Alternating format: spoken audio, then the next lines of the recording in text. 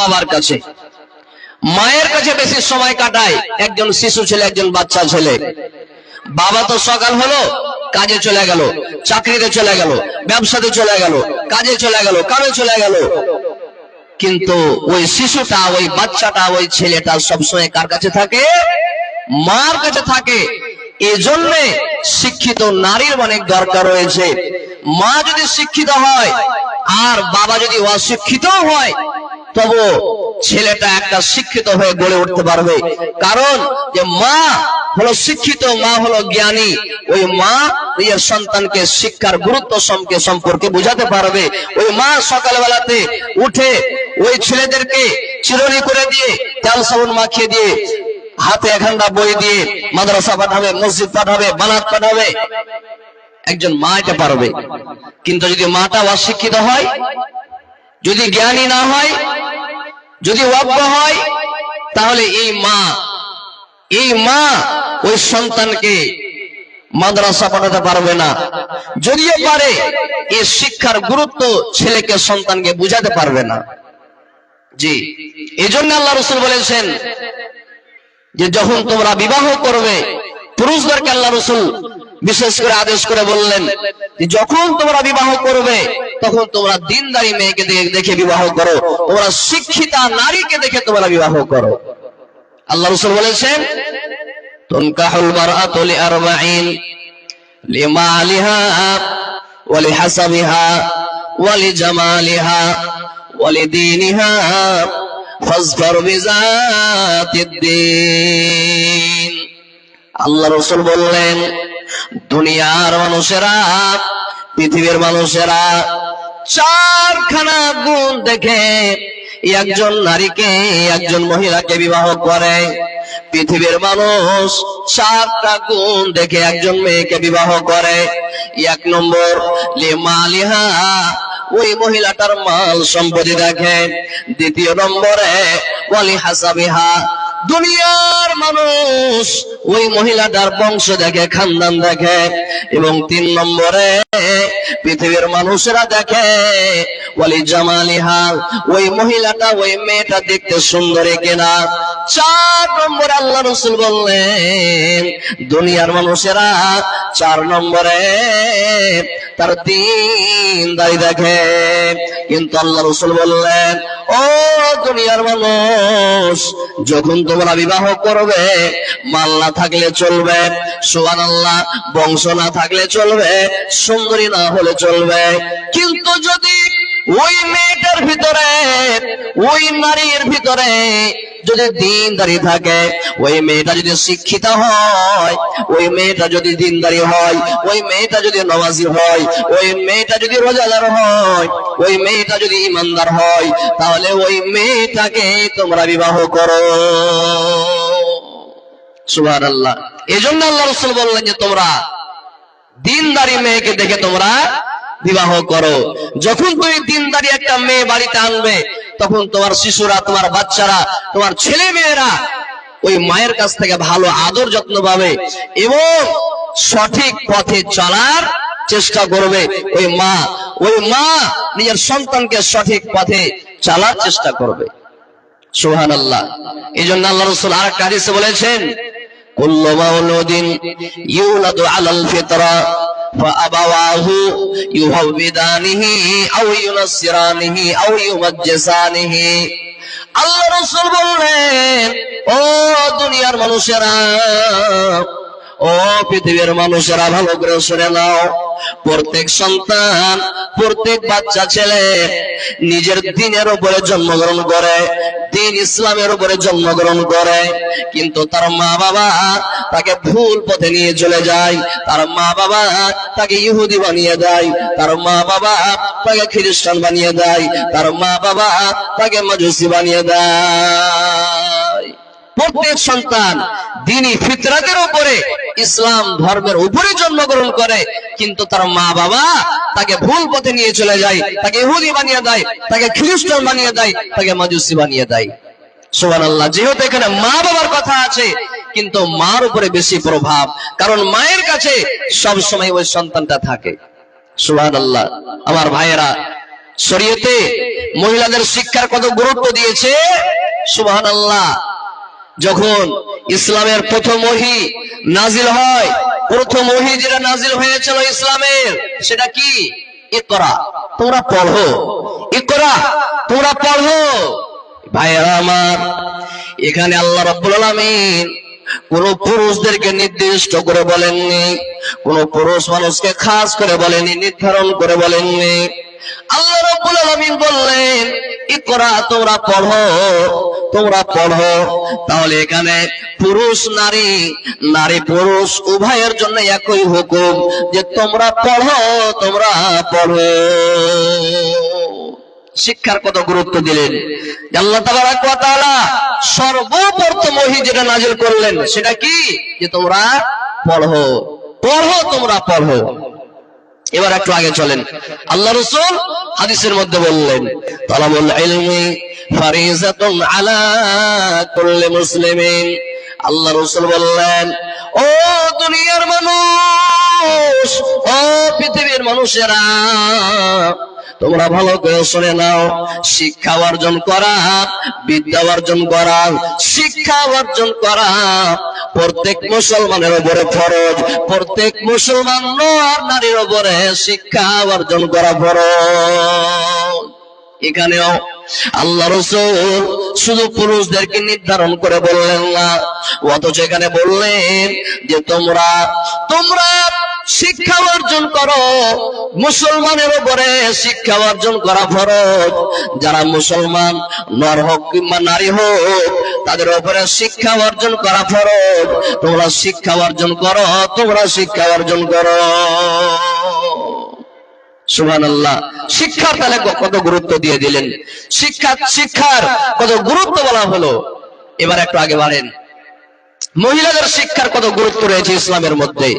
আল্লাহ রাসূলের কাছে কিছু মহিলা আল্লাহ রাসূলের কাছে অভিযোগ নিয়ে আসলেন। বুখারী শরীফের হাদিস, হাদিস নম্বর 101। কিছু মহিলা আল্লাহ রাসূলের কাছে আসলেন, আসার পরে আল্লাহ রাসূলের কাছে অভিযোগ জানালেন, আল্লাহ রাসূল, আপনার কাছে আপনার সাহাবায়ে কেরামেরা থাকে, পুরুষেরা আমাদের চাইতে বেশি তারা ইলম শিখে নাই, বেশি বেশি করে তারা শিক্ষা অর্জন করে নাই, আমরা তো শিখতে পারি না। পুরুষ মানুষরা আপনার সঙ্গে থাকে, আপনার ওয়াজ মাহফিলে বসে, আমরা তো কোনো বিদ্যা শিক্ষা বেশি বেশি অর্জন করতে পারি না, পুরুষরা তো আমাদের চাইতে বেশি শিক্ষা অর্জন করে নিল। আপনি আমাদের জন্য একটা দিন নির্ধারণ করে দেন যে আপনি আমাদেরকে অমুক দিন ধর্মের কথা শোনাবেন। এবার আল্লাহ রাসূল বললেন, এই আল্লাহর বান্দী, যাও যাও, আমি অমুক দিন তোমাদেরকে নির্ধারণ করে দিলাম, অমুক দিন অমুক টাইমে অমুক জায়গায় তোমরা মহিলারা একত্রিত হয়ে যাও। আমি নবী আসব এবং তোমাদেরকে শিক্ষা দান করব, তোমাদেরকে দিন ধর্মের কথা বলবো। সুবহানাল্লাহ। আমার মায়েরা, এ বোনেরা আমার, ওই যুগেকার মহিলাদের শিক্ষা অর্জন করার কত মনে আগ্রহী, দিলে কত তামান্না, মনে কত আগ্রহী যে আমরা শিক্ষা অর্জন করবো, আমরা বিদ্যা অর্জন করবো। আল্লাহ রাসূল আপনি আমাদের জন্য একটা দিন নির্ধারণ করে দেন, একটা দিনকে খাস করে দেন, আমরা অমুক দিন আমরা আপনার কাছে শিক্ষা অর্জন করব। সুবহানাল্লাহ। আল্লাহ রাসূল তখন দিন নির্ধারণ করে দিলেন, অমুক দিন অমুক টাইমে তোমরা অমুক জায়গাতে একত্রিত হয়ে যেও, আমি নবী তোমাদেরকে শিক্ষা দান করব। আল্লাহুস সামাদ। আমার ভাইয়েরা, আজকে আমরা মেয়েদেরকে শিক্ষার দিক দিয়ে অনেক পিছনে রেখেছি। ছেলেদেরকে তো মাদ্রাসায় অনেক আমরা পড়িতে দিই, কিন্তু মেয়েরাকে অনেক আমরা মাদ্রাসায় পড়িতে দিই না। আমরা এটাই বলি, সাহেব কি করে পড়ে লেখা বেদিমানি মানুষ, ঘুরে বিয়ে শাদী হবে, পরের বাড়িতে গোবর খাবারে তুলবে। কিন্তু জি না, একজন ছেলের চাইতে একজন মেয়েকে যদি আপনি শিক্ষা দেন, এটাও আরো বেশি জরুরি।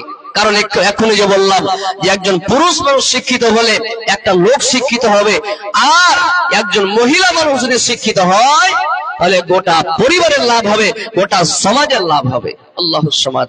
আম্মা জান আয়েশা রাদিয়াল্লাহু তাআলা আনহা কত শিক্ষিত মহিলা ছিলেন, কত জ্ঞানী মহিলা ছিলেন। সুবহানাল্লাহ।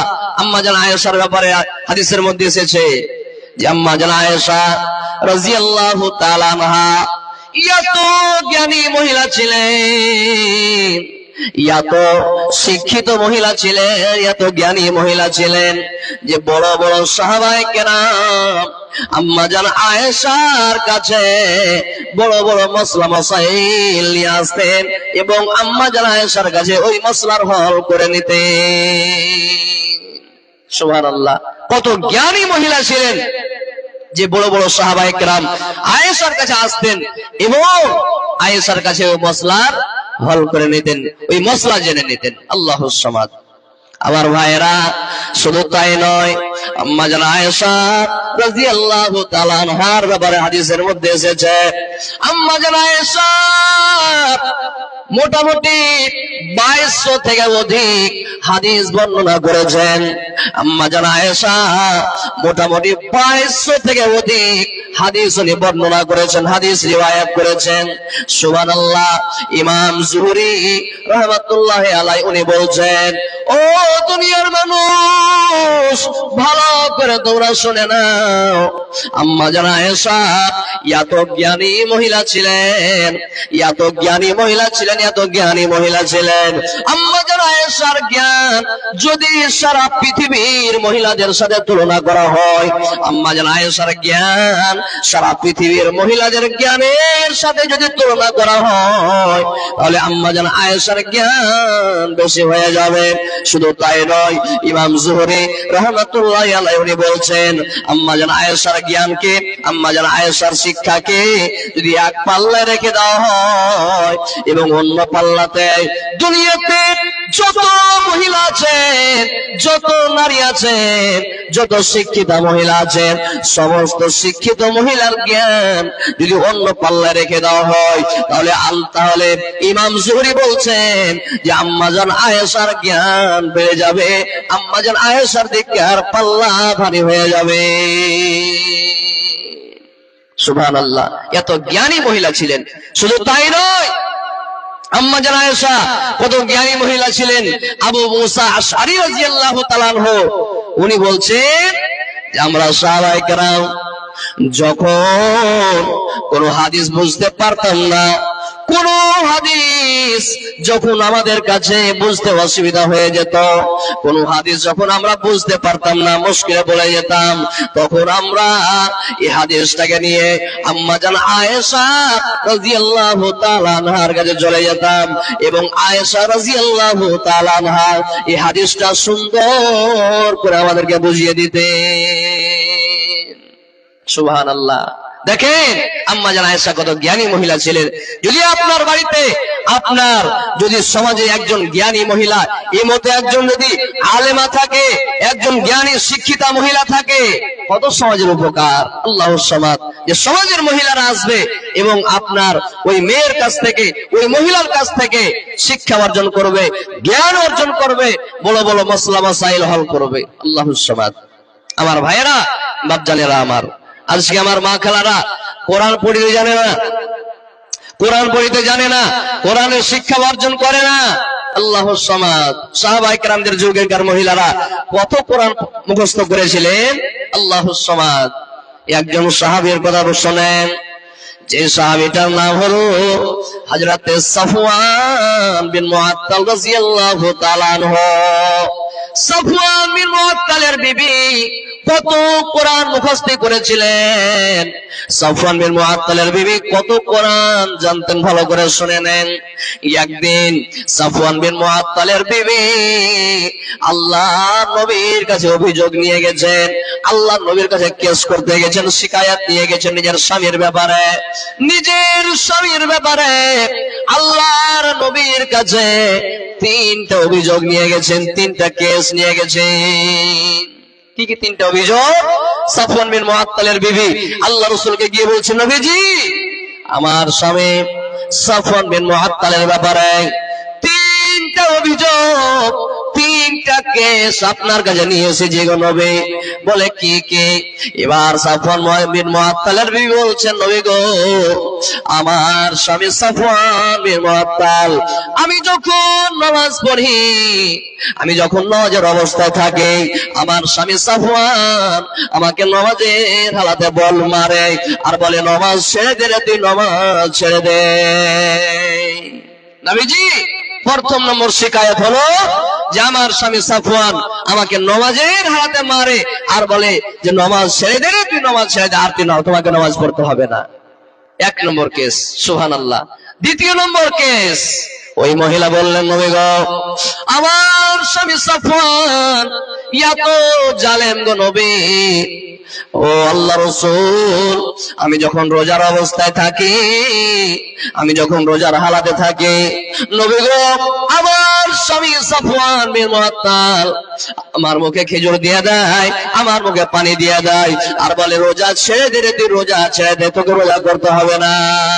দ্বিতীয় নম্বর কেস হয়ে গেল। তিন নম্বর কেস, সাফওয়ান বিন মুআত্তালের বিবি বলছেন, নবী গো, আমার স্বামীটা ফজরে যখন নামাজ পড়ে, সূর্য ওঠার পর, সূর্য যখন উঠে যায়, তারপর আমার স্বামী ফজরের নামাজ পড়ে। নবীজি, এই তিনটা অভিযোগ আপনার কাছে নিয়ে এসেছি, এই তিনটা কেস আপনার কাছে নিয়ে এসেছি। এবার নবীজি সাফওয়ান বিন মুআত্তালকে জিজ্ঞেস করলেন, এ সাফওয়ান, এই যে তোমার বিবি তোমার সামনে তিনটা তোমার ব্যাপারে অভিযোগ দিয়েছে, তোমার ব্যাপারে তিনটা কেস করেছে, তোমার ব্যাপারে তিনটা শিকায়ত করেছে, বলো সাফওয়ান, এই তিনটার মধ্যে কয়টা সঠিক আর কয়টা বেঠিক? বলো, এই কথাগুলো কি ঠিক? সুবহানাল্লাহ। সাফওয়ান বিন মুআত্তাল হুশিয়ার সাহাবী, জ্ঞানী সাহাবী বুঝলেন, ওরে আল্লাহ, যদি আজকে আমি নবীর সামনে মিথ্যা কথা বলে দিই, যদি আমি আজকে নবীর সামনে মিথ্যা বলে দিই, নবী গো, না না নবী গো, আমার বিবিকে আমি নামাজের হালাতে মারি না, আমার বিবিকে আমি রোজার হালাতে তার মুখে পানি দিয়ে খেজুর দিই না, আমি সূর্য ওঠার আগে আমি ফজরের নামাজ পড়ে নি। যদি আজকে আমি মিথ্যা কথা বলে দিই, কাল কিয়ামতের দিন আমাকে জবাব লাগবে। না না না, আমি সত্য কথাটাই বলবো। সাফওয়ান বিন মুআত্তাল বললেন, নবী গো, ও আল্লাহর রাসূল গো, আমার বিবি আমার ব্যাপারে যা কিছু বলেছে নবী গো, সব সত্য বলেছে। সুবহানাল্লাহ। নবীজি, আমার বিবি আমার ব্যাপারে তিনটে যে অভিযোগ দিয়েছে, তিনটা কেস করেছে, এ তিনটাই সত্য নবীজি, একটাও মিথ্যা বলেনি। আল্লাহ রাসূল বললেন, আরে বাবা, তাহলে তুমি তাকে এরকম তার উপরে জুলুম কেন করো? তুমি যখন বলছো তিনটাই সত্যি, তো কেন তাকে নামাজের হালাতে মারো? কেন যখন রোজা করে তখন তার মুখে খেজুর দিয়ে পানি দিয়ে রোজাটাকে ভেঙে দাও? কেন তুমি ফজরের নামাজ সূর্য ওঠার পর পড়ো? সুবহানাল্লাহ। এবার সাফওয়ান বিন মুআত্তাল রাদিয়াল্লাহু তাআলা বলতে লাগলেন, নবী গো, ও আল্লাহর রাসূল, আমি একটা গরিব মানুষ গো নবী, আমি একটা গরিব সাহাবী। নবী গো, যখন সকাল হয়ে যায় আমি কাজে চলে যাই, কামে চলে যাই, আমি খেজুরের বাগানে পানি দিই, আমি খেজুরের বাগানে আমি কোদালি নিয়ে কাজ কাম করে সারাদিন কাজ কাম করে গো নবী, আমি যখন বাড়ি ফিরে চলে আসি, নবী গো, আমার স্ত্রী, আমার বিবি আমাকে খেতে দিয়ে দেয়, আর খেতে দিয়ে আমার বিবি নামাজ চালু করে দেয়, আর ওই নামাজটা ছোট করে না, ওই নামাজ লম্বা লম্বা করে ওই ইশারের নামাজ পড়ে। নবী গো, ইশারের নামাজ 4 রাকাত নামাজ গো নবী, এই 4 রাকাত নামাজ পড়তে কোনদিন হয়তো রাত 12টা হয়ে যায়, কোনদিন হয়তো রাত 1টা হয়ে যায়, কোনদিন হয়তো রাত 2টা হয়ে যায়। এই করে করে নবী গো, আমি একটা গরিব মানুষ, সারাদিন কাজ কাম করে মজদুরি করে, আমি একটা নওজোয়ান যুবক মানুষ, আমি আমার স্ত্রীকে বলি, ও যায়েদার মা, রুকাইয়ার মা, ইসরাতের মা, তুমি নামাজটাকে ছেড়ে দাও, নামাজটা একটু ছোট করো। ও আমার ভালোবাসা বিবি, নামাজটা একটু ছোট করো, এই নামাজটা একটু ছোট করো। কিন্তু নবী গো, আমার স্ত্রী নামাজ কি ছোট করে না, লম্বা লম্বা কিরাত করে, লম্বা লম্বা কিরাত করে। কোনদিন হয়তো সূরা বাকারা, সূরা আলে ইমরান এক এক রেখাতে পড়ে, এক এক রেখাতে 2 পারা 3 পারা 4 পারা করে এ কোরআন মাজিদ তেলাওয়াত করে আর এই নামাজটাকে অনেক লম্বা করে। আমি একদিন দেখলাম সবর করলাম, দ্বিতীয় দিন দেখলাম সবর করলাম, তৃতীয় দিন দেখলাম সবর করলাম। নবী গো আমি একটা নওজোয়ান মানুষ, যখন আমি কয়েকদিন সবর করার পর যখন আর থামতে পারলাম না, তখন আমি আমার বিবিকে নামাজের হালাতে মারলাম আর বললাম নামাজ ছেড়ে দে রে, তুই নামাজ ছেড়ে দে। নবীজি এই জন্য আমি আমার স্ত্রীকে মেরেছি, নামাজের হালাতে মেরেছি। নবীজি এলান করে দিলেন, ও মহিলার দল, যখন তোমাদের স্বামীরা যখন তোমাদের স্বামী বাড়িতে থাকবে গো, ওই টাইমে তোমরা নামাজটাকে ছোট ছোট করে পড়ো। যখন তোমাদের স্বামী বাড়িতে অবস্থান করবে তখন তোমরা নামাজটাকে ছোট ছোট করে পড়ো, খবরদার তোমরা নামাজকে লম্বা করিও না।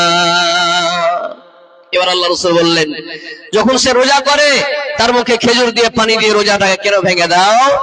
এবার ওই সাহাবীটা বলতে লাগলেন, নবী গো, ও আল্লাহ রাসূল, আমি একটা গরিব মানুষ, আমি একজন নওজোয়ান মানুষ, আমি প্রতিদিন সকাল হয় কাজে চলে যাই, হয়তো মাঝে মাঝে কোনো দিন আমি বাড়িতে থাকি। নবী গো, দিনের বেলাতে আমি হয়তো আমার স্ত্রীকে আমার কাছে পেতে চাই, কিন্তু নবী গো যেদিনই আমি বাড়িতে থাকি আমার স্ত্রী রোজার হালাতে থাকে এবং আমার কাছে আসতে পাই না। নবীজি একদিন দেখলাম, 2 দিন দেখলাম, 3 দিন দেখলাম, যখন আর সবর হলো না তখন আমার স্ত্রীর মুখে খেজুর দিয়ে দিলাম, আমার স্ত্রীর মুখে পানি দিয়ে দিলাম আর বললাম, রোজা ছেড়ে দে রে, তুই রোজা ছেড়ে দে, রোজা ভেঙে দে রে, তুই রোজা ভেঙে দে। আল্লাহ রাসূল এলান করে দিলেন, ও মহিলার দল, যদি তোমাদের স্বামী বাড়িতে থাকে, যদি তোমাদের স্বামী বাড়িতে থাকে, খবরদার খবরদার তোমরা নফল রোজা রাখিও না ইল্লা তোমার স্বামীর অনুমতি ছাড়া। সুবহানাল্লাহ। যদি তোমরা স্বামীর উপস্থিতিতে যদি তোমরা নফল রোজা রাখতে চাও তাহলে তোমরা স্বামীর অনুমতি নিয়ে নাও। যদি তোমার স্বামী তোমাকে অনুমতি দেয় তাহলে তুমি নফল রোজা রাখো, আর যদি অনুমতি না দেয় তোমাকে নফল রোজা আর কিন্তু রাখতে হবে না। নারে তাকবীর, সুবহানাল্লাহ। আমার ভাইয়েরা, আমার বাপজানেরা, এ আমার মা বোনেরা, তাহলে এই হাদিসটা বলে একটা জিনিস আপনাদেরকে বোঝাতে চাইলাম যে দেখেন যে তাদের কোরআন কত তাদের তাহে মুখস্থি ছিল, কত মুখস্থি ছিল কোরআন, যে এক এক রেখাতে 2 পারা 3 পারা 4 পারা করে ইশারের নামাজ 4 রাকাত পড়তে ফজর পর্যন্ত সময় কাটিয়ে দেয়। আল্লাহুস সামাদ, কত তাদের কোরআন মুখস্থি ছিল। আমার মায়েরা বোনেরা, আজকে আমার মা বোনেরা কোরআনের শিক্ষা থেকে, কোরআনের তালিম থেকে দূরে আছি। এই কোরআনের শিক্ষার, কোরআনের তালিমের কোনো গুরুত্ব রয়েছে? আল্লাহুস সামাদ, যদি আপনি কোরআন মাজিদ তেলাওয়াত করতে পারেন এর কত বড় ফজিলত। আল্লাহ রাসূল বললেন, মান ক্বারা হারফাম মিন কিতাবিল্লাহি ফালাহু বিহি হাসানাতুন ওয়াল হাসানাতু বিআশরি আমসালিহা। আল্লাহ রাসূল বললেন, মান ক্বারা হারফাম মিন কিতাবিল্লাহি, যদি কোনো মানুষ কোরআন মাজিদ থেকে একটি হরফ পাঠ করে গো, আল্লাহর নবী বললেন একটি হরফ পাঠ করার বিনিময়ে তাকে একটা নেকি দেওয়া হবে, আর ওই একটা নেকি বিআশরি আমসালিহা 10টা নেকির সমান। তাহলে বোঝা গেল যদি কোনো মানুষ কোরআন মাজিদের একটা হরফ পাঠ করে গো, তাহলে তার আমলনামায় 10 খানা নেকি জমা হয়ে যাবে। আল্লাহ রাসূল বললেন, ওয়ালাকিন আলিফুন আলিফ লাম মিম হারফুন।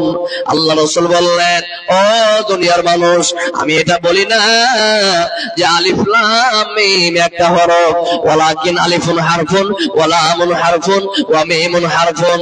আমি বলছি আলিফ হলো একটা হরফ, লাম হলো একটা হরফ, মিম হলো একটা হরফ। যদি কোনো মানুষ আলিফ লাম মিম এই 3টা হরফ পাঠ করে 3 × 10 = 30 নাকি তার আমলনামায় জমা হয়ে যায়। সুবহানাল্লাহ, এত বড় ফজিলত কোরআন মাজিদের। আর আজকে আমরা এই কোরআন মাজিদের শিক্ষা থেকে নিজের ছেলেরাকে, নিজের মেয়েরাকে দূরে সরিয়ে রেখেছি। আল্লাহুস সামাদ। আমার ভাইয়েরা, বাপজানেরা, আমার মা বোনেরা, খেলারা, এবার একটু আগে চলেন। এই কোরআন মাজিদের কত বড় ফজিলত।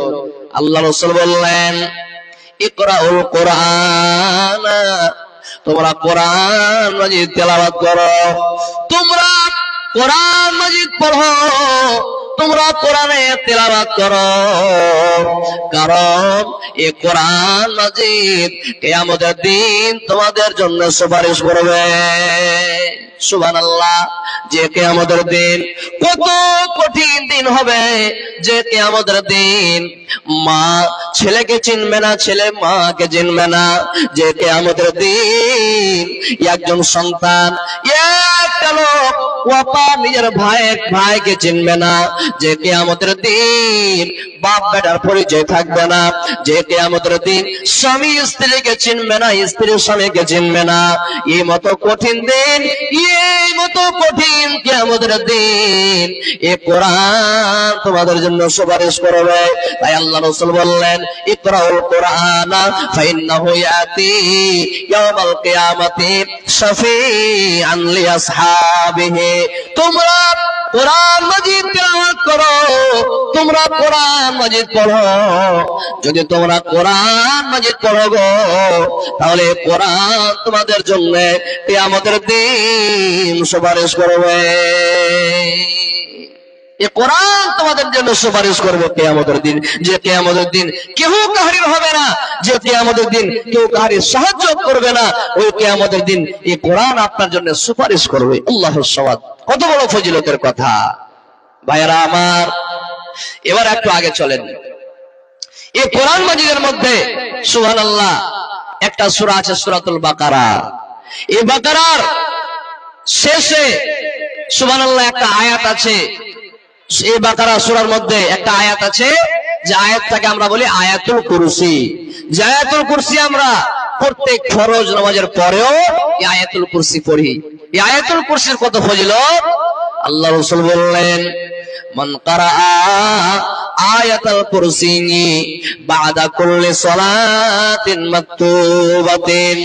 আল্লাহ রাসূল বললেন, ও দুনিয়ার মানুষ, ও চামানপাড়া গ্রামের মানুষ, ও কাটিহান ডিস্ট্রিক্টের মানুষ, তোমরা ভালো করে শুনে নাও, তোমরা ভালো করে জেনে নাও।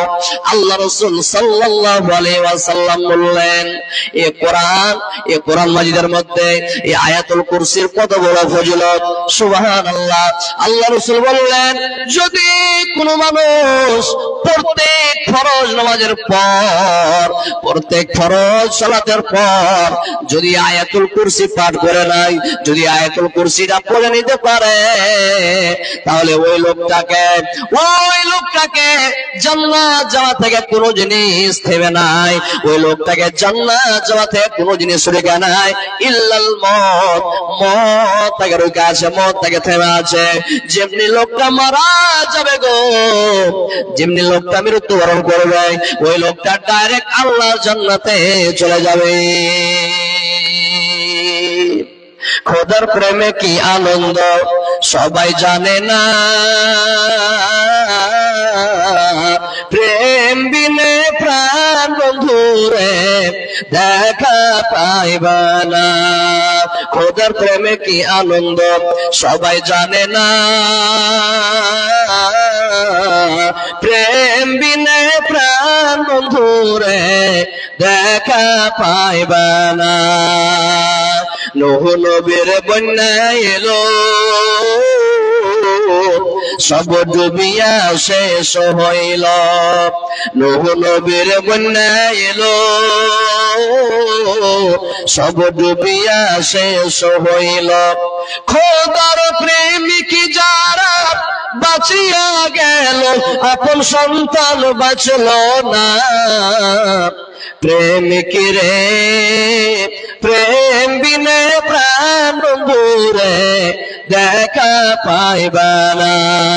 প্রেমিক রে, প্রেম বিনে প্রাণ বন্ধুরে দেখা পাইবা না।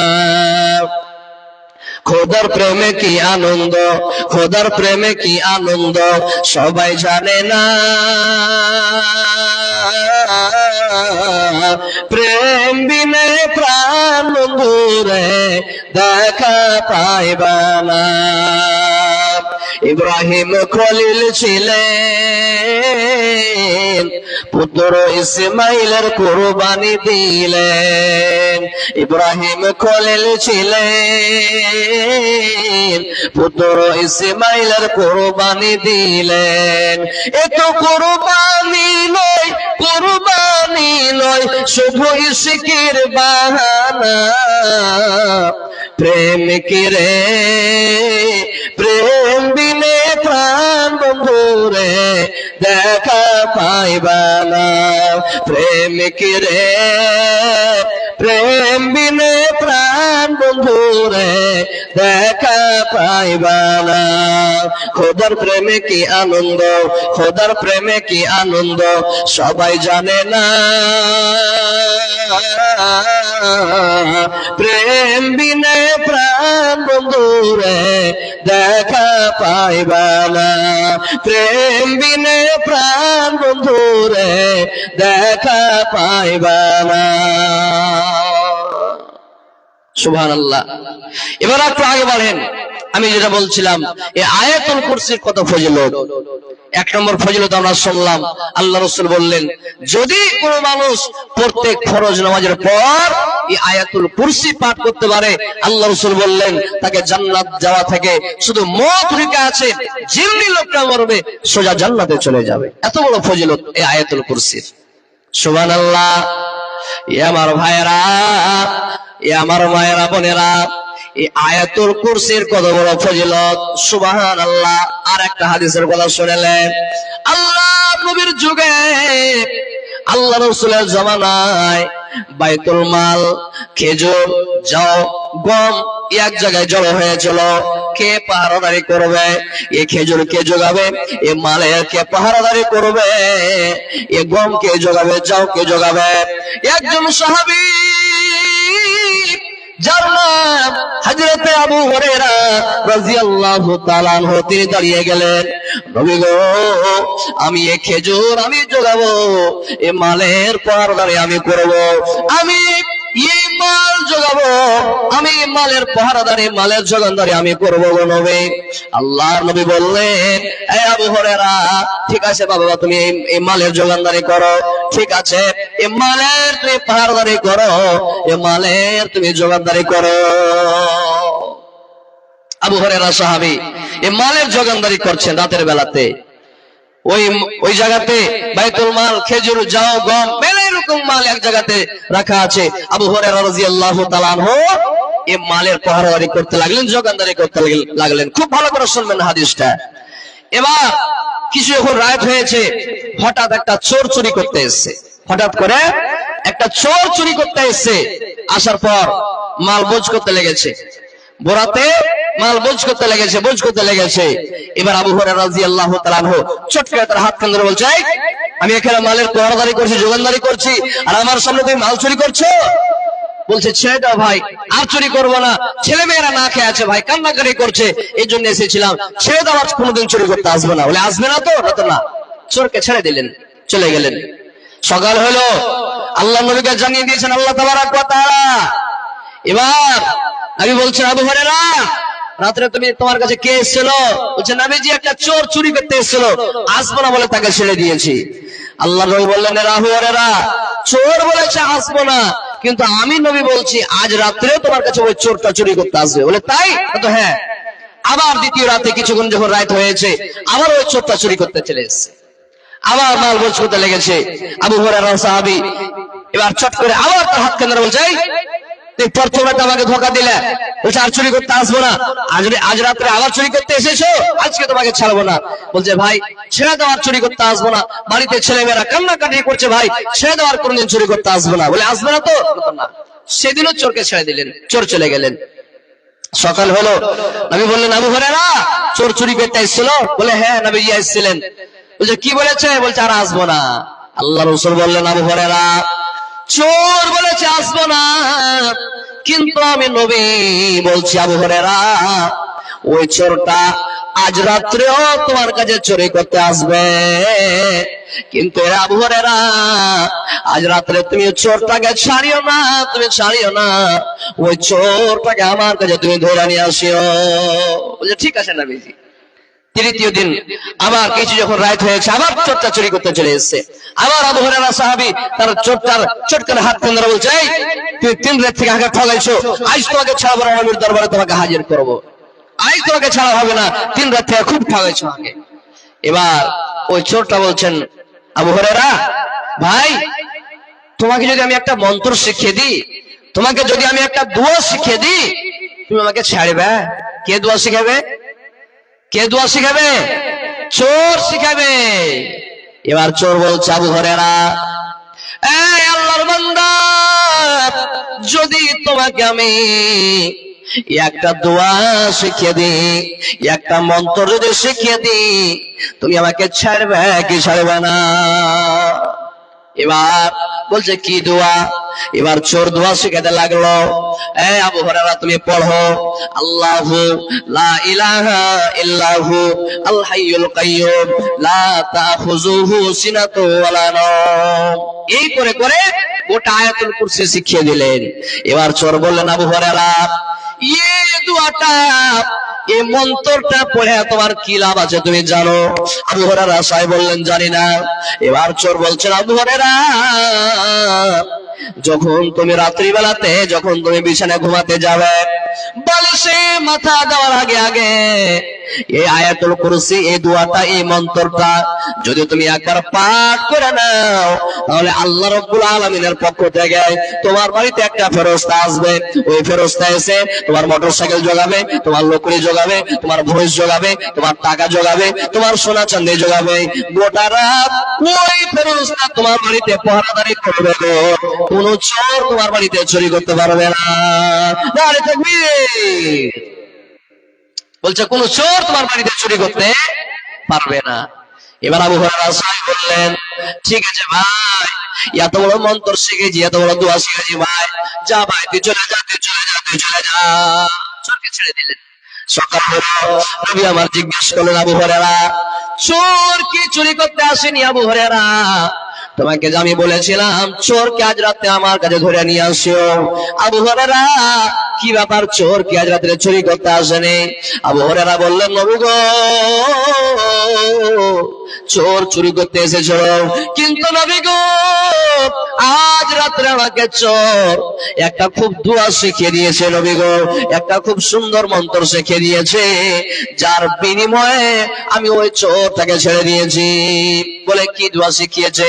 আবু হুরায়রা বলতে লাগলেন, আল্লাহু লা ইলাহা ইল্লাহু আল হাইয়ুল কাইয়্যুম লা তাখুযুহু সিনাতুন ওয়ালা নাওম। এই করে করে গোটা আয়াতুল কুরসি শুনিয়ে দিলেন। এবার নবী বললেন, আবু হুরায়রা এই দোয়াটা পড়ে তোমার কি লাভ হবে? চোর কি বলেছে? এবার আবু হুরায়রা বললেন, নবী গো, চোর আমাকে বলেছেন যে রে আবু হুরায়রা, যখন তুমি রাত্রি বেলাতে বিছানায় যখন ঘুমাতে যাবে, বালিশে মাথা দেওয়ার আগে আগে যদি তুমি এই দোয়াটা, এই মন্ত্রটা একবার যদি তুমি পাঠ করে নাও, তাহলে আল্লাহ রাব্বুল আলামিনের পক্ষ থেকে একটা ফেরেশতা আসবে। ওই ফেরেশতা এসে গোটা রাত তোমার বাড়িতে পাহারাদারি করবে গো। এই কথাটা আমাকে বলেছে। আবু হুরায়রা বললেন, নবীজি চোর কি ঠিক বলেছে? আল্লাহ রাসূল বললেন, হ্যাঁ চোর ঠিকই বলেছে। চোর যেটা তোমাকে বলেছে, চোর ঠিকই বলেছে। তখন আবু হুরায়রা বললেন, নবীজি চোর এত ভালো দোয়া জানে? চোর এত ভালো দোয়া জানে? আল্লাহ রাসূল বললেন, আবু হুরায়রা 3 রাত থেকে তোমার কাছে যে চোরটা চুরি করতে আসে, ওটা কে তুমি জানো? ওটা কে? 3 রাত থেকে তোমার কাছে চুরি করতে আসছে, আর 3 রাতে ধরা পড়ে গেছে, 3 রাত তাকে তুমি ছেড়ে দিয়েছো, ওটা কে তুমি জানো? বলেন, কে নবীজি? এটা একটা চোর। বলছেন, না রে খাবা না, ওইটা চোর নয়, ওটা হলো জাকা শয়তান, ওটা হলো শয়তান রে, মানুষের রূপে 3 রাত থেকে তোমার কাছে চুরি করতে আসছে। ওটা কে? ওটা শয়তান। তখন আবু হুরায়রা বললেন, নবীজি শয়তান এত ভালো দোয়া জানে? শয়তান এত ভালো দোয়া জানে? তখন নবীজি বললেন, শয়তান ভালো কথা জানে কিন্তু শয়তান ভালো কথা মানে না। শয়তান আল্লাহকে জানে কিন্তু শয়তান আল্লাহর কথা মানে না। শয়তান কোরআনকে জানে কিন্তু শয়তান কোরআনের কথা মানে না। আপনি ভালো কথা জানেন, আপনি ভালো কথা মানেন, আপনি আল্লাহকে জানেন, আপনি আল্লাহর কথা মানেন, আপনি কোরআনকে জানেন, আপনি কোরআনের কথা মানেন। আপনি জানেন এবং মানেন বলে ঈমানদার, আর শয়তান জানে কিন্তু মানে না, এই জন্য শয়তান হলো বেঈমান। নারে তাকবীর। বর্তমানের যুগের হাওয়া বইছে উল্টো দিকে, বইছে উল্টো দিকে। বর্তমানের যুগের হাওয়া বইছে উল্টো দিকে, বইছে উল্টো দিকে। লিখতে বসে চিন্তা করে লিখি কোন দিক থেকে, বর্তমানের যুগের হাওয়া বইছে উল্টো দিকে, বইছে উল্টো দিকে। বর্তমানের যুগের হাওয়া চলছে উল্টো দিকে, চলছে উল্টো দিকে। রাস্তার মাঝে চলতে চলতে দেখি হাজার হাজার ছেলেরা থাকে ঘরে বসে, মেয়েরা করে বাজার, মেয়েরা করে বাজার। রাস্তার মাঝে চলতে চলতে দেখি হাজার হাজার ছেলেরা থাকে ঘরে বসে, মেয়েরা করে বাজার, মেয়েরা করে বাজার। মেয়েরা সব প্যান্ট শার্ট, মেয়েরা সব প্যান্ট শার্ট, চশমা লাগাই চোখে। বর্তমানের যুগের হাওয়া বইছে উল্টো দিকে, বইছে উল্টো দিকে। বর্তমানের যুগের হাওয়া চলছে উল্টো দিকে, চলছে উল্টো দিকে। স্ত্রী স্বামীকে বলে, স্ত্রী স্বামীকে বলে, ও বিনোদ খান্না আমি গেলাম চাকরি করতে, তুমি করো রান্না। স্ত্রী স্বামীকে বলে, ও বিনোদ খান্না আমি গেলাম চাকরি করতে, তুমি করো রান্না। রাত 12টায় এসে যেন, রাত 12টায় এসে যেন না থাকি ভোগে। বর্তমানের যুগের হাওয়া বইছে উল্টো দিকে, বইছে উল্টো দিকে। বর্তমানের যুগের হাওয়া চলছে উল্টো দিকে, চলছে উল্টো দিকে। ছেলেরা সব শেষ পড়ে, ছেলেরা সব শেষ পড়ে কাটতে যায় মাটি, মেয়েরা মাধ্যমিক দিয়ে হলো টেনের টিটি। ছেলেরা সব শেষ পড়ে কাটতে যায় মাটি, মেয়েরা মাধ্যমিক দিয়ে হলো টেনের টিটি। এই দুঃখে ছেলেরা, এই দুঃখে ছেলেরা ভেঙ্গে পড়ে সোগে। বর্তমানের যুগের হাওয়া বইছে উল্টো দিকে, চলছে উল্টো দিকে। লিখতে বসে চিন্তা করি লিখি কোন দিক থেকে, বর্তমানের যুগের হাওয়া বইছে উল্টো দিকে, বইছে উল্টো দিকে। আমার ভাইয়েরা, বাপজানেরা, আমার মা বোনেরা, খেলারা, এবার একটু আগে চলেন কোরআনের শিক্ষার ব্যাপারে আপনাদের সম্মুখে আলোচনা করছিলাম যে কোরআন এর কত ফজিলত। এই কোরআন পড়তে গেলে, এই কোরআন পড়তে গেলে ছেলেপেলেরাকে কত বড় ফজিলত আমরা পাবো। আল্লাহুস সামাদ। আল্লাহ রাসূল সাল্লাল্লাহু আলাইহি ওয়াসাল্লাম তিনি বললেন, ও দুনিয়ার মানুষ, তোমরা কোরআন মাজিদের তেলাওয়াত করো। লা তাজআলু বুয়ুতাকুম মাকাবিরা, তোমরা নিজের বাড়িকে কবরস্থান বানিয়ে দিও না। তোমরা নিজেদের বাড়ি ঘরকে কবরস্থান বানিয়ে দিও না, তোমরা নিজেদের বাড়িতে কোরআন মাজিদ তেলাওয়াত করো। আল্লাহ রাসূল বললেন, নিশ্চয় শয়তান ওই বাড়ি থেকে পালিয়ে যায়, শয়তান ওই বাড়ি থেকে পালিয়ে যায় যে বাড়িতে সূরা বাকারা এবং সূরা আলে ইমরানের তেলাওয়াত হয়। সূরা বাকারা যে বাড়িতে তেলাওয়াত হয় ওই বাড়িতে শয়তান প্রবেশ করতে পারে না। ভাই আমার, নিজের ছেলেরাকে পড়ান, নিজের মেয়েরাকে পড়ান এবং এই ছেলে মেয়েরাকে বাড়িতে কোরআন তেলাওয়াত করতে বলেন। ইনশাআল্লাহ শয়তান আপনার বাড়িতে প্রবেশ করতে পারবে না, আপনার বাড়িতে বরকতে ভর্তি হয়ে যাবে। এটা হাদিসের কথা, কোরআনের কথা, এটা আমার কথা নয়, আমার বানাওয়াটি কথা নয়, কোরআন হাদিসের কথা। আল্লাহ রাসূল বললেন, শয়তান ওই বাড়ি থেকে পালিয়ে যায়, ওই বাড়ি থেকে শয়তান দূরে পালিয়ে যায় যে বাড়িতে সূরা বাকারা তেলাওয়াত করা হয়। আর যে বাড়ি থেকে শয়তান পালিয়ে গেল, আল্লাহুস সামাদ, ওই বাড়িতে আল্লাহর বরকত দিয়ে ভর্তি হয়ে যায়। সুবহানাল্লাহ। আমার ভাইজান, বাপজানেরা আমার, এবার আপনি বলবেন, হাজী মাওলানা, বেটারাকে যদি কোরআন পড়ায়, বেটারাকে যদি কোরআনের হাফেজ বানায়, তাহলে আমরা কি উপকার পাবো, কি লাভ পাবো? সুবহানাল্লাহ। আল্লাহ রাসূল বললেন, যেদিন কিয়ামত কায়েম হবে, যেদিন হাসরের ময়দান হবে গো, যেদিন কিয়ামত কায়েম হবে, সুবহানাল্লাহ, এই হাফেজের বাবাদেরকে ডাক দেওয়া হবে। কোথায় আছো হাফেজের বাবারা? সুবহানাল্লাহ, যারা কোরআনের হাফেজ ওদের বাবাদেরকে ডাক দেওয়া হবে কিয়ামতের দিন, এবং ওই বাবাদের মাথার উপরে সোনার তাজ পরিয়ে দেওয়া হবে। ওই তাজ ঝলমল ঝলমল ঝলমল করে জ্বলবে, ওই তাজ, আর ওই তাজে আলো হবে, জ্বলবে, আলো হবে। সুবহানাল্লাহ।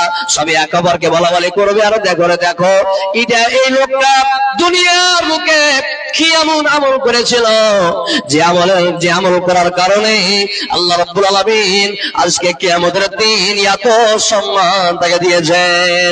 তাকে বলা হবে, এই আল্লাহর বান্দা, এই লোকটা হলো হাফেজের বাবা, এই লোকটা হলো হাফেজে কোরআনের বাবা, দুনিয়াতে নিজের সন্তানকে হাফেজে কোরআন বানিয়েছিল, নিজের সন্তানকে কোরআন পড়িয়েছিল। এটা ছেলেদের হলো। এবার আপনি বলবেন, হাজী মাওলানা, বেটিরাকে পড়িয়ে লেখে আমাদের কি লাভ হবে? শুনলেন মুসলিম শরীফের হাদিস, আল্লাহ রাসূল বললেন, মান আলা জারিয়াতাইনি দাখালতু আনা ওয়া হুয়াল জান্নাতা কাহাতাইনি ওয়া আশারা বিউসবিহি। আল্লাহ রাসূল বললেন, যার বাড়িতে দুটা মেয়ে জন্মগ্রহণ করবে, এই হাদিসে দুটার কথা বলা হয়েছে বন্ধুরে, কিন্তু দুটা মেয়ে হোক কিংবা তিনটা হোক কিংবা পাঁচটা হোক, সাতটা হোক, একটা হোক, আল্লাহ রাসূল বললেন, যার বাড়িতে বেটি জন্মগ্রহণ করবে, যার বাড়িতে মেয়ে জন্মগ্রহণ করবে, আর ওই বেটিটাকে, ওই মেয়েটাকে সুন্দর করে দ্বীনি শিক্ষা দিয়ে, দ্বীনি তালিম দিয়ে, কোরআন পড়িয়ে, হাদিস পড়িয়ে, ভালো জ্ঞান, ভালো বুদ্ধি দিয়ে, সুন্দর একটা বর দেখে, সুন্দর একটা জামাই দেখে, দিনদার একটা জামাই দেখে, ওই মেয়েটার যদি আপনি বিবাহ দিয়ে দিতে পারেন, আল্লাহ রাসূল এলান করে দিলেন, ও মেয়ের বাবারা, চিন্তা করিও না, তোমরা চিন্তা করিও না, যেদিন কিয়ামত কায়েম হবে, যেদিন হাসরের ময়দান হবে, যেদিন কিয়ামত কায়েম হবে, ওই মেয়ের বাবা আর আমি নবী জান্নাতে পাশাপাশি থাকবো। নারে তাকবীর, আল্লাহু আকবার। কত পাশাপাশি থাকবে?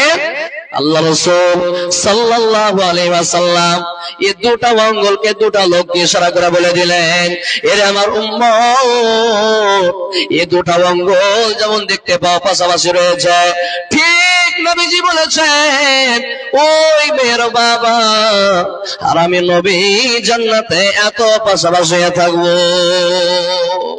সুবহানাল্লাহ। কত বড় ফজিলতের কথা বলে দিলেন। যদি আমরা নিজের মেয়েরাকে, নিজের বেটিরাকে পড়াই, তাহলে কত বড় ফজিলতের কথা আল্লাহ রাসূল সাল্লাল্লাহু আলাইহি ওয়াসাল্লাম বললেন, ওই বেটির বাপ আর আমি নবী জান্নাতে এত পাশাপাশি থাকবো। আল্লাহুস সামাদ। আজকে আমাদের আল্লাহর রহমতে জায়গায় জায়গায় যেখানে সেখান মহিলা মাদ্রাসা হয়েছে, আমরা নিজের মেয়েরাকে মাদ্রাসায় পড়িতে দিচ্ছি, যার কারণে আলহামদুলিল্লাহ আগেকার থেকে এখন অনেকটা পরিবর্তন এসেছে, অনেক পরিবর্তন হয়েছে। সুবহানাল্লাহ। আগেকার হার মা খালারা যখন ছেলে পিলেরা রাতে যখন বিছানা মুতে দিত, যেন বিছানা না মুতে তার কারণে একটা দোয়া পড়ে শুতে তো ছেলে পিলের আগে। কি দোয়া জানেন? এক বাত্তা, দু বাত্তা, তিন বাত্তা, চার বাত্তা, ঘর সুত্তা বাহির বাত্তা, এই দোয়াটা পড়তো আর মা খালারা। কিন্তু আলহামদুলিল্লাহ এখন এগুলা নাই, এগুলা উঠে গেছে। কেন? এই যে শিক্ষা বাড়ছে, জ্ঞান বাড়ছে, কোরআন হাদিসের শিক্ষা অর্জন করছে, যার কারণে। थोड़ा प्रोजेक्टर में लाइट नहीं है, देख लीजिएगा, मायरा पिंडाल में नहीं है। তাহলে এই দোয়াটা পাঠ করতো আমার মা খালারা। এক বাত্তা, দু বাত্তা, তিন বাত্তা, ঘর সত্তা বাহির বত্তা, এই দোয়াটা পাঠ করতো। সুবহানাল্লাহ। কিন্তু এখন শিক্ষিত বেড়েছে, শিক্ষা বেড়েছে, যার কারণে আমার মায়েরা বোনেরা যখন নিজের সন্তানেরাকে বিছানায় যখন শুইয়ে দেয়, সুবহানাল্লাহ, নিজের ছেলেরাকে আল্লাহুম্মা বিসমিকা আমুতু ওয়া আহইয়া পড়ে শুইয়ে দেয়। এ আমার মায়েরা, আমার বোনেরা, যখন আপনার ছেলেরা শুধবে, যখন শুধবে, ছেলেরা তো কি বলতে শিখিনি, আপনি ছেলেদের পক্ষ থেকে আপনি ওই সুতার দোয়া আল্লাহুম্মা বিসমিকা আমুতু ওয়া আহইয়া পড়ে নিজের ছেলেরাকে শুতিয়ে দেন। এবার একটু আগে চলেন আমার মায়েরা বোনেরা, যদি আপনারা শিক্ষিত হন, যদি আমাদের দেশের নারীরা, আমাদের সমাজের নারীরা, আমাদের সমাজের মহিলারা যদি শিক্ষিত হয়, যদি শিক্ষিত হয়, তাহলে আমাদের সমাজের অনেকটা পরিবর্তন আসবে। আলহামদুলিল্লাহ এখন বোরকার অনেক অনেক বোরকার সংখ্যা বেড়েছে। আমার মা বোনেরা অনেক বোরকা পরে যখন কোথাও যায় তো বোরকা পরে যায়, এটা খুব ভালো লাগে। সুবহানাল্লাহ। কিন্তু এখনো অনেক আমার মা বোনেরা বেপরদা হয়ে রাস্তা পথে ঘুরে। এই যে কোরআনের শিক্ষা যার মধ্যে থাকবে, যার মধ্যে হাদিসের শিক্ষা থাকবে, কোরআনের শিক্ষা যার মধ্যে থাকবে, ও কখনো বেপরদায় ঘুরতে পারবে না। ওকে ভয় লাগবে, ওর অন্তরে আল্লাহর ভয় থাকবে, বেপরদা হয়ে চলতে পারবে না, বেপরদা হয়ে চলতে হবে না। আমার মায়েরা, বেপরদেগি থেকে আমাদেরকে বেঁচে থাকতে হবে, পর্দাশীলা হয়ে চলতে হবে। তাই তো আল্লাহ রাব্বুল আলামিন কোরআন মাজিদে বললেন, ওয়াকারনা। मौलाना अबुल कलाम साहब, बराए मेहरबानी आप क्या कहते हैं अपना स्कैनर स्टेज पे भेजे, क्योंकि स्कैनर की भी जरूरत है यहाँ पे। जहाँ तहाँ पे आप लगा भी सकते हैं, या तो स्टेज पे आप दे के भेज दे स्कैनर निकाल के। मौलाना अबुल कलाम साहब, अगर आप मेरी आवाज सुन रहे हैं तो बराए मेहरबानी अपना मोबाइल का स्कैनर निकाल के भेज दे स्टेज पे। তো আল্লাহ তাবারাক ওয়া তাআলা এই জন্য বললেন, ওয়াকারনা ফি বুয়ুতিকুন্না ওয়ালা তাবাররাজনা তাবাররুজাল জাহিলিয়াতিল উলা। আল্লাহ রাব্বুল আলামিন মহিলাদেরকে বিশেষভাবে ওয়াজ করলেন, নসিহত করলেন, ও দুনিয়ার মহিলারা, তোমরা বাড়ির মধ্যে থাকো, তোমরা ঘরের মধ্যে থেকো, তোমরা বাড়ির মধ্যে থাকো, এবং তোমরা জামানা জাহেলিয়াতের মতো, জাহিলি যুগের মতো তোমরা বেপরদা হয়ে নিজের খুবসুরতিকে, নিজের সৌন্দর্যকে জাহির করে, নিজের সৌন্দর্যকে প্রকাশ্য করে তোমরা রাস্তা পথে ঘুরে বেড়ায়ো না। আল্লাহুস সামাদ। এটা কার কথা? আল্লাহ রাব্বুল আলামিনের কথা, যে তোমরা বাড়ির মধ্যে থাকো। আর যদি তোমাদের বাইরে যাওয়ার কোনো দরকার থাকে, কুটুম বাড়ি যাবেন, বাজারে যাবেন, ব্যাংক যাবেন, আর কোথাও যাবেন, তাহলে তোমাকে সুন্দর করে বোরকা পরে পর্দাশীলা হয়ে তোমাকে যেতে হবে, পর্দা করতে হবে। আল্লাহুস সামাদ। নবীর যুগেকার মহিলা কিভাবে পর্দার গুরুত্ব দিয়েছিলেন? আল্লাহুস সামাদ। একজন মহিলার কথা শুনেলেন, একজন বুড়ি মহিলা, একজন বুড়ি মহিলা আল্লাহ রাসূলকে এসে বললেন, যে মহিলাটাকে আল্লাহ তাবারাক ওয়া তাআলা মির্গির রোগ দিয়েছিলেন, ওই বুড়ি মহিলাটাকে মির্গির রোগ ছিল, মির্গির বেমার ছিল। ওই বুড়ি মহিলাটাকে আল্লাহর রাসূলের দরবারে ওই বুড়ি মহিলাটা আসলেন, আসার পরে নবীকে বললেন, নবী গো, ও আল্লাহ রাসূল, ও আল্লাহ রাসূল, ইয়া রাসূলুল্লাহ, আল্লাহ রাব্বুল আলামিন আমাকে মির্গির রোগ দিয়েছে নবী। আল্লাহ রাব্বুল আলামিন আমাকে মির্গির অসুখ দিয়েছেন। নবী গো, আমি একটা মহিলা মানুষ, যখন আমার এই বিমারিটা উঠে যায়, আমি আগুন বুঝি না, আমি পানি বুঝি না, আমি যেখানে সেখানে কাঁপতে কাঁপতে কাঁপতে উল্টে পড়ে যায়। হয়তো আমার মাথায় কাপড় থাকে না, হয়তো আমার সিনাতে কাপড় থাকে না, হয়তো আমার পেট উদাম হয়ে যায়, পেট উদাম হয়ে যায়, মাথা উদাম হয়ে যায়। নবী গো, একটু আমার জন্য আল্লাহর দরবারে দোয়া করে দেন, আল্লাহ রাব্বুল আলামিন যেন আমাকে আমার এই রোগটা, এই বিমারিটা যেন ভালো করে দেয়। নবীজি একটু দোয়া করে দেন আমার জন্য। আল্লাহ রাসূল বললেন, আল্লাহর বান্দী, তুমি যদি চাও যে আমি তোমার জন্য দোয়া করব, তোমার রোগ ভালো হয়ে যাবে, কিন্তু এর আল্লাহর বান্দী, যদি তুমি সবর করতে পারো, যদি তুমি ধৈর্য ধারণ করতে পারো, যদি তুমি সবর করতে পারো, তাহলে এই সবর করার কারণে, ধৈর্য ধরার কারণে আল্লাহ রাব্বুল আলামিন তোমাকে জান্নাত দান করবেন। ফালাকিয়াল জান্নাত, আমি গ্যারান্টি দিয়ে দিলাম, তুমি আল্লাহ জান্নাতে চলে যাবে। কি করবে? যদি তুমি আমাকে দোয়া করতে বলো, আমি দোয়া করে দিব, তোমার এই মির্গির রোগ ভালো হয়ে যাবে। কিন্তু যদি তুমি এই বিমারিটাকে সবর করতে পারো, ধৈর্য ধারণ করতে পারো, তাহলে আমি গ্যারান্টি দিয়ে দিলাম আল্লাহ তোমাকে জান্নাত দান করবেন। কি করবে বলো? ওই মহিলাটা তখন বলতে লাগলেন, নবী গো, ও আল্লাহ রাসূল, আর আপনাকে দোয়া করতে হবে না গো নবী, আর আপনাকে দোয়া করতে বলবো না, আর আপনাকে দোয়া করতে হবে না, আমি এই বেমারিতে সহ্য করবো, ধৈর্য ধরবো, আমি সবর করবো গো নবী, আর আপনাকে দোয়া করতে হবে না। নবীজি আর আপনাকে দোয়া করতে বলবো না, দোয়া করিয়েন না। কিন্তু নবী গো, একটু আমার জন্য আর দোয়া করে দেন। কিসের দোয়া?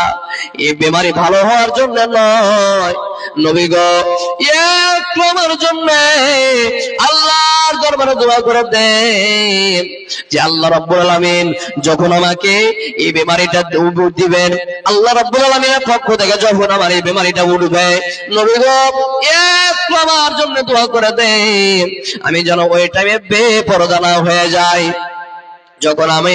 যখন আমার এই রোগটা উঠবে, বেমারিটা উঠবে গো নবী, আমি হয়তো উল্টা পড়ে যাব, কিন্তু নবী গো, এক আল্লাহর দরবারে দোয়া করে দেন, যখন আমার এই বেমারিটা উঠবে নবী গো, আমি যেন বেপরদা না হয়ে যায়, আমার যেন মাথা থেকে কাপড় না পড়ে যায়, আমার যেন সিনা থেকে কাপড় না পড়ে যায়, আমার যেন পেট পিঠ থেকে কাপড় না পড়ে যায়, নবী গো, আমি যেন পর্দাশীল হয়ে থাকতে পারি, একটু আমার জন্য এটা দোয়া করে দেন। আমার মায়েরা, বোনেরা আমার, দেখেন একজন বুড়ি মহিলা, থসথসে বুড়ি মহিলা, তার ইমান দেখেন, পর্দার কত তারা গুরুত্ব দিয়েছিলেন। দেখেন, ওরে আল্লাহ, তুমি নবীকে দোয়া করতে বললেন, নবী গো, যখন আমার বেমারিটা উঠবে, আমার বেমারিটা উঠুক, কিন্তু নবী গো, আমার যখন বেমারি উঠবে নবী গো, আমার জন্য দোয়া করে দেন, আমি যেন বেপরদা না হয়ে যায়, আমার মাথা থেকে কাপড় যেন না পড়ে যায়, আমার সিনা থেকে কাপড় যেন না পড়ে যায়, আমার পেট পিঠ যেন উদাম না হয়ে যায়। নবীজি এই জন্য এই দোয়াটা আপনি আমার জন্য করে দেন। আল্লাহুস সামাদ। নবী দোয়া করে দিলেন, যাও এর আল্লাহর বান্দী, যাও, তোমার জন্য আমি দোয়া করে দিলাম। আমার ভাইরা, বাপজানেরা, আমার মা বোনেরা, খালারা, তাহলে দেখেন তারা পর্দার কত গুরুত্ব দিয়েছিলেন। তাদের অন্তরে ঈমান ছিল, জ্ঞান ছিল, শিক্ষা ছিল, যার কারণে তারা পর্দার গুরুত্ব কত বুঝেছেন এবং পর্দার গুরুত্ব বুঝে নিজে নিজেকে কিভাবে পর্দাশীল হয়ে তারা থেকেছেন। এবার একটু আগে চলেন, আল্লাহ রাসূলের বিবিরা এই পর্দার কত গুরুত্ব দিয়েছিলেন। আল্লাহুস সামাদ। আমার মায়েরা, আমার বোনেরা, আল্লাহ রাসূলের যুগে আল্লাহ রাসূল সাল্লাল্লাহু আলাইহি ওয়াসাল্লাম একদিন বসে আছেন, আল্লাহ নবীর পাশে তার বিবিরা বসে আছেন, আল্লাহ রাসূল বসে আছেন। হঠাৎ করে নবীজি বললেন, আমার বিবিরা, তোমরা পর্দা করো, ইহতাজাবা মিনহু, তোমরা ঘরের মধ্যে চলে যাও, তোমরা পর্দা করো, তোমরা পর্দা করো। নবীর বিবিরা বললেন, ও আল্লাহ রাসূল, এখানে আমরা কাকে দেখে পর্দা করব? এখানে তো কোনো অপার মানুষ নাই, এখানে আপনি হলেন নবী এবং আমরা হলাম আপনার স্ত্রী, নবী গো, এখানে আপনি ছাড়া অন্য কোনো মানুষ নাই, আমরা কাকে দেখে পর্দা করব? নবীজি কাকে দেখে পর্দা করব? আল্লাহ রাসূল বললেন, বান্দিরা, ওই যে দেখছো আব্দুল্লাহ বিন উম্মে মাকতুম নামে একটা অন্ধ সাহাবী, কানা সাহাবী আমার কাছে আসছে। ওই অন্ধ কানা লোকটাকে দেখে তোমরা পর্দা করো, ওই অন্ধ মানুষটাকে দেখে তোমরা পর্দা করো। সুবহানাল্লাহ। এবার নবীর বিবিরা বললেন, নবী গো, আব্দুল্লাহ বিন উম্মে মাকতুম একটা অন্ধ সাহাবী, একটা কানা সাহাবী, নবী গো ও তোমাদেরকে দেখতে পাবে না, তবে আমরা ওকে দেখে কেন পর্দা করব? এবার আল্লাহ রাসূল বললেন, এই আমার বিবিরা, আব্দুল্লাহ বিন উম্মে মাকতুম একটা অন্ধ সাহাবী হতে পারে, আব্দুল্লাহ বিন উম্মে মাকতুম একটা অন্ধ কানা মানুষ হতে পারে, কিন্তু রব্বুল আলামিন তোমাদেরকে তো চোখ দিয়েছেন, তোমরা তো চোখওয়ালি মানুষ, তোমাদেরকে আল্লাহ রাব্বুল আলামিন চোখ দিয়েছেন, তোমরা তো চোখওয়ালি মানুষ, তাই তোমরা ওই অন্ধ লোকটাকে দেখে তোমরা পর্দা করো। সুবহানাল্লাহ। এ আমার মায়েরা, একটা বন্ধ কানা মানুষকে দেখে যদি পর্দা করতে হয়, ওরে সুবহানাল্লাহ, বর্তমান যুগের আমার মা খালারা বোনেরা, সুবহানাল্লাহ, কেমন করে একটা ফেরিওয়ালার সামনে, একটা কাপড়ওয়ালার সামনে, একটা হাড়িওয়ালার সামনে কেমন করে গোল করে ঘেরে ওই হাড়িওয়ালার সামনে দাঁড়িয়ে হাড়ি খরিদ করতে পারে, ওই কাপড়ের সামনে দাঁড়িয়ে কাপড় খরিদ করতে পারে, ওই হরেক মালের সামনে দাঁড়িয়ে এবার গঞ্জি খরিদ করতে পারে, টি শার্ট খরিদ করতে পারে, কেমনে এগুলো করতে পারে? না, আমার ভাইয়েরা, এটা আপনাদের জন্য, এটা আপনাদের জন্য কবিরা গুনাহ হয়ে গেল, আপনাদের দ্বারা এটা কবিরা গুনাহ হয়ে গেল, বড় গুনাহ হয়ে গেল। সুবহানাল্লাহ। এবার বেপরদাগি তো সীমায়ত হয়ে গেছে। সুবহানাল্লাহ। আমার মা বোনেরা, এবার কাপড় কাছে কাপড় লিছে, কাপড় খরিদ করতে করতে বলছে কয় হাতের? 12 হাতের কাপড়। বলছে না, লাভো লাভো, 1 হাত 2 হাত 3 হাত করতে করতে 4 হাতের বেলায় তখন খালাতো ভাইয়ের হাতের উপরে হাত। দেখেন কত বড় গুনার কাজ হয়ে গেল। আবার ভাইয়েরা, একটা অন্ধ মানুষ একটা কানা সাহাবীকে দেখে যদি পর্দা করতে হয়, তাহলে আপনি একটা ফেরিওয়ালার সামনে কেমন করে বেপর্দা হয়ে থাকে? অতএব আপনাকে পর্দাশীল হয়ে থাকতে হবে। আমার মায়েরা, আমার বোনেরা, আপনারা সকলে জানেন এটা হলো মহিলা মাদ্রাসা, আর এই মাদ্রাসাটা ইনশাআল্লাহ চলছে, আপনারা চালাইছেন এবং চালাই থাকবেন। আমি গুজারিশ করব আমার মা বোনেরা, আপনাদের পক্ষ থেকে এই মাদ্রাসার জন্য 200, 500, 1000, 2000 এবং নবীর যুগকার মহিলাদের মতো আল্লাহুস সামাদ আছেন কোন এরকম আল্লাহ আলী মহিলা যে নিজের নাক থেকে একটা নাক মাছি গুলো খুলে দিতে পারবেন, নিজের কান থেকে সুবহানাল্লাহ নিজের হাত থেকে একটা পলা গলা খুলে দিতে পারবেন। আল্লাহুস সামাদের সুন্নতি দান গলা আছেন কোন আমার মা বোন? আল্লাহ রাসূল সাল্লাল্লাহু আলাইহি ওয়াসাল্লাম ঈদগাহের মাঠে একদিন মহিলাদেরকে বিশেষভাবে ওয়াজ নসিহত করলেন। মাশাআল্লাহ, একজন ফোন পেতে 1000 টাকা প্রথম কলমনি দান করেছেন। নারে তাকবীর, মাশাআল্লাহ, জাযাকাল্লাহ, হায়াকাল্লাহ, বারাকাল্লাহ। এ রব্বুল আলামিন, আল্লাহ তোমার বান্দা আল্লাহ ফোন পের মাধ্যমে 1000 টাকা তোমার ব্যাংকে জমা করে দিলেন। আল্লাহ 1000 টাকা মনে না করে আল্লাহ তুমি 1 লক্ষ টাকা মনে করে কবুল করে নাও। এ আল্লাহ, মনের মাকসাদ মনের তামান্নাকে পুরা করো। আল্লাহ রোজি রোজগার বরকত দাও, খেতে খুলে বরকত দাও, কামাই কামাইতে বরকত দাও। আল্লাহ অসুখ বিসুখ বেমার সবার বাঁচিয়ে রাখো। আল্লাহ যতদিন দুনিয়াতে বাঁচবে আল্লাহ তুমি ইমানের হালাতে রাখো। মাশাআল্লাহ, আর একজন 500 টাকা তোমার রাহে দান, এই দান কবুল করো তুমি সুবহান, মিটাইয়া দাও আল্লাহ বলের আরমান। ওগো আল্লাহ দয়াময়, দয়া যা করিবে সুখ সুন্দর জীবন আল্লাহ তাকে বকশাইবে। আমি পাপী বান্দা ফের করি মুনাজাত, কবরে হাসরে আল্লাহ দিও মুনাজাত। আমিন আল্লাহুম্মা আমিন। এমন দরদিনী কেউ হবে না আমার মা গো, এমন দরদিনী কেউ হবে না আমার মা গো। মাকে আমরা মা বলি না, মাকে আমরা মা বলি না, শাশুড়িকে বলি আম্মা জান মোরা।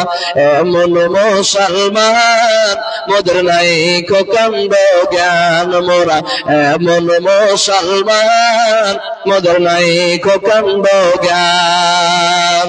ছেলে যখন কোথাও যায় মায়ের মনেতে শান্তি নাই, কখন আসবে বাসা ফিরিয়া।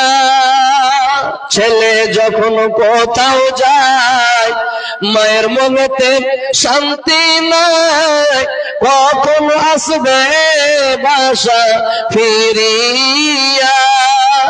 মাঘ মাসের জাড়িতে মাঝে আমার বসিছে, জন্মে জন্মান তোরে করিল সাধনা। এমন দরদিনী কেউ হবে না আমার মা গো, এমন দরদিনী কেউ হবে না আমার মা গো। আমার ভাইয়েরা বাপজানেরা, তো আসেন আল্লাহ রাহের রাস্তাতে যতদূর পারবেন 500 টাকা, 1000 করে টাকা, 2000 করে টাকা আল্লাহ রাহের রাস্তায় এই কোরআনের মহব্বত দান করতে পারবেন। জি এফাজউদ্দিন সাহেব দেখেন উনি 500 টাকা দান করে দিলেন। সুবহানাল্লাহ, মাশাআল্লাহ, জাযাকাল্লাহ, হায়াকাল্লাহ, বারাকাল্লাহ। আল্লাহ দেখেন এফাজউদ্দিন বাবজি আমার এখানে তো এলো, দেবদেশে করে আবার 500 দিল দান তার। আল্লাহ তুমি খাতাতে তোলো, টাকায় টাকায় তুমি ডেকে দিয়ে দিও। ও আল্লাহ ওই দয়া যে করিবে শুভ শান্তির জীবন আল্লাহ তাকে বকশাইবে। আমি পাপী বান্দা ফের করি মুনাজাত, কবরে হাসরে আল্লাহ দিও মুনাজাত। আত্মীয় স্বজন যারা আছে কবরেতে, মুসিবতে আসে কিংবা আছে আসানেতে, মুসিবতে থাকে মওলা করো গো উদ্ধার, প্রশস্ত করে দাও আল্লাহ কবর বাজার। আমিন আল্লাহুম্মা আমিন। আমার মা বোনেরা, আপনারা নিজের নিজের মূল্যবান দানটাকে একটু দয়া করে দিয়ে পাঠান। 200, 400, 500, 1000 যে যা পারবেন। আরে সুন্নতি দান গালা, আমার যদি কোনো মা কোনো খালা পারেন, সর্বপ্রথমে একটা লাখ থেকে নাকবাজি হোক, কিংবা লোক থেকে একটা আংটি গেলা হোক, পা থেকে একটা পায়াল গেলা হোক, আল্লাহুস সালাম দান করতে পারবেন। আমি একটা মুসাফির মানুষ, আপনাদের জন্য দোয়া করব। আল্লাহ রাসূল বলেছেন 3 কিসিমের লোকের দোয়া। কি নাম? উজির তোমার নাম? মাশাআল্লাহ, দেখেন উজির নামে একজন ছোট্ট ছেলে, উনিও 200 টাকা দান করে দিলেন। সুবহানাল্লাহ, মাশাআল্লাহ, জাযাকাল্লাহ, হায়াকাল্লাহ, বারাকাল্লাহ। এ রব্বুল আলামিন, আল্লাহ তোমার ভালোবাসা বান্দা, আল্লাহ উনিও 200 টাকা দান করে গেল। আল্লাহ তুমি 2 লক্ষ মনে করে কবুল করে নাও। আল্লাহ মনের মাকসাদ মনে তোমাকে পুরা করো। আল্লাহ রোজ রোজগার বরকত দাও, খেতে খুলেন বরকত দাও, কামাই কামাইতে বরকত দাও। আল্লাহ যতদিন দুনিয়াতে বাঁচবে আল্লাহ তুমি ইমানের হালাতে রাখো। আল্লাহ মৃত্যুর টাইমে মওতের সময়তে কালেমা লা ইলাহা ইল্লাল্লাহ পড়া তুমি সুযোগ দিয়ে দিও। রব্বানা তাকাব্বাল মিন্না ইন্নাকা আনতাস সামিউল আলিম ওয়া তুব আলাইনা ইন্নাকা আনতাত তাওয়াবুর রহিম। আমিন আল্লাহুম্মা আমিন। তুমি কোন বাগানের ফুল, তুমি কোন বাগানের ফুল গো আমার ইসলাম ধর্মের মূল, সকল নবী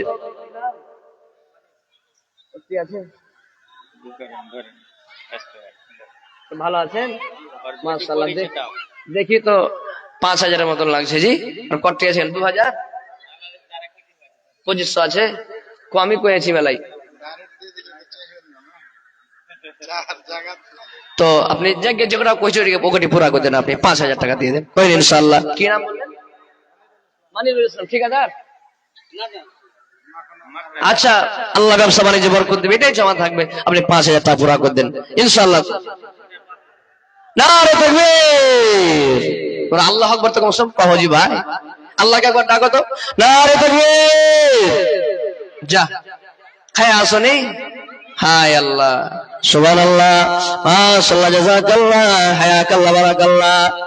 এ রব্বুল আলামিন, আল্লাহ দেখেন তোমার ভালোবাসা বান্দা মানিরুল ইসলাম, আল্লাহ 5000 টাকা তোমার ব্যাংকে জমা করে দিলেন। আল্লাহ তুমি 5000 মনে না করে আল্লাহ তুমি 5 লক্ষ মনে করে কবুল করে নাও। এই আল্লাহ, জানি না মাবুদ কি নিয়তে কি মাকসাদে দান করে গেল। আল্লাহ যে নিয়তে যে মাকসাদে দান করে গেল, আল্লাহ তার নেক মাকসাদকে পুরা করো। আল্লাহ হায়াত হায়াতকে তুমি দারাজ করো। আল্লাহ রুজি রোজগার বরকত দাও, কামাই কামাইতে বরকত দাও। আল্লাহ এ ধরনের পরিবর্তে ধরনের বদলাতে আল্লাহ তার ব্যবসা বাণিজ্য বরকত দাও। আল্লাহ এহ পরকালে কামিয়াব করো। আল্লাহ তার ছেলে মেয়েরাকে ভালো রাখো, অসুখ বিসুখ আসে রাখো। রব্বানা তাকাব্বাল মিন্না ইন্নাকা আনতাস সামিউল আলিম ওয়া তুব আলাইনা ইন্নাকা আনতাত তাওয়াবুর রহিম। আমিন আল্লাহুম্মা আমিন। তুমি কোন বাগানের ফুল, তুমি কোন বাগানের ফুল গো আমার ইসলাম ধর্মের মূল, সকল নবীর হইতে শ্রেষ্ঠ আখেরি রাসূল। তুমি কোন বাগানের ফুল, তুমি কোন বাগানের ফুল, তুমি কোন বাগানের ফুল গো আমার ইসলাম ধর্মের মূল, সকল নবীর হইতে শ্রেষ্ঠ আখেরি রাসূল। তুমি কোন বাগানের ফুল, দো জাহানের বাদশা নবী পাইয়া সুখবর, জিবরিল ফেরেশতা আসলেন ভবে মা আমেনার ঘর। দো জাহানের বাদশা নবী পাইয়া সুখবর, জিবরিল ফেরেশতা আসলেন ভবে মা আমেনার ঘর। বেহেশতেরি রুমাল পেলেন, বেহেশতেরি রুমাল পেলেন মুহাম্মদ রাসূল। তুমি কোন বাগানের ফুল, তুমি কোন বাগানের ফুল গো আমার ইসলাম ধর্মের মূল, সকল নবীর হইতে শ্রেষ্ঠ আখেরি রাসূল। তুমি কোন বাগানের ফুল, আরব দেশে জন্ম তোমার আব্দুল্লাহর ঘরে, উঠিল পূর্ণিমার চাঁদ অতি অন্ধকারে। আরব দেশে জন্ম তোমার আব্দুল্লাহর ঘরে, উঠিল পূর্ণিমার চাঁদ অতি অন্ধকারে। আলোকিত হইল মাতা, আলোকিত হইল মাতা মা আমেনার কোল। তুমি কোন বাগানের ফুল, তুমি কোন বাগানের ফুল গো আমার ইসলাম ধর্মের মূল, সকল নবীর হইতে শ্রেষ্ঠ আখেরি রাসূল। তুমি কোন বাগানের ফুল। তো আসেন আমার সম্মানিত ভাইয়েরা, বাপজিরা, আমার মা বোনেরা, খালারা, তাই আল্লাহ রাহেল রাস্তাতে যতদূর পারবেন আপনারা, যে করে লোক আপনারা এখানে আছেন, যতদূর পারবেন নিজের নিজের শক্তি হিসাবে আপনারা 500, 1000, 2000 করে এই মাদ্রাসাতে অবশ্য দান করেন। ইনশাআল্লাহ এটা জমা থাকবে, এটা আখিরাতের পুঁজি, এটাই হলো আখিরাতের খ্যাতি। আল্লাহুস সামাদ। এবার ভাইয়েরা, আল্লাহ রাসূল সাল্লাল্লাহু আলাইহি ওয়াসাল্লাম বললেন, আল্লাহ পাকের নবী ঈদগাহের মাঠে মহিলাদের বিশেষ করে ওয়াজ করে বললেন, ইয়া মা'শারান নিসাই তাসাদ্দাকনা ফাইন্নী ইউরিতুকুন্না আকসারা লিন-নার। আল্লাহ রাসূল ওয়াজ চালু করে দিলেন, ও মহিলার দল, তোমরা দান করো, তোমরা সাদকা করো, তোমরা খায়রাত করো। কেননা আমি যখন মেরাজে যাই, মেরাজের রাত্রিতে আল্লাহ রাব্বুল আলামিন আমাকে জান্নাত দর্শন করালেন, আমি জান্নাত দেখলাম। আমাকে জাহান্নাম দর্শন করালেন, আমি জাহান্নাম দেখলাম। ও মহিলার দল, জাহান্নামের মধ্যে আমি দেখলাম অধিকাংশ মহিলা, বেশিরভাগ মহিলা, শুধু মহিলা আর শুধু মহিলা। এই জন্যে মহিলার দল, যদি তোমরা এই জাহান্নামের আগুন থেকে বাঁচতে চাও, তাহলে তোমরা বেশি বেশি বেশি করে দান করো, বেশি বেশি করে তোমরা সাদকা করো। মহিলারা আল্লাহ রাসূলকে প্রশ্ন করে বললেন, কুলনা ওয়া বিমা ইয়া রাসূলুল্লাহ, আল্লাহ রাসূল আপনি বললেন মহিলারা বেশিরভাগ জাহান্নামী, জাহান্নামের মধ্যে মহিলাদের সংখ্যা বেশি। নবী গো, মহিলাদের দ্বারাতে কোন এমন ভুল হয়ে যায়, মহিলাদের দ্বারাতে কোন এমন পাপ হয়ে যায়, যে পাপের কারণে, যে ভুলের কারণে মহিলারা বেশিরভাগ জাহান্নামী। আল্লাহ রাসূল বললেন, মহিলার তো গুনাহের কারণে নয়, বেশি গুনার কারণে নয়, মহিলারা মাত্র 2টা গুনাহ বেশি বেশি করে নাই, যার কারণে মহিলারা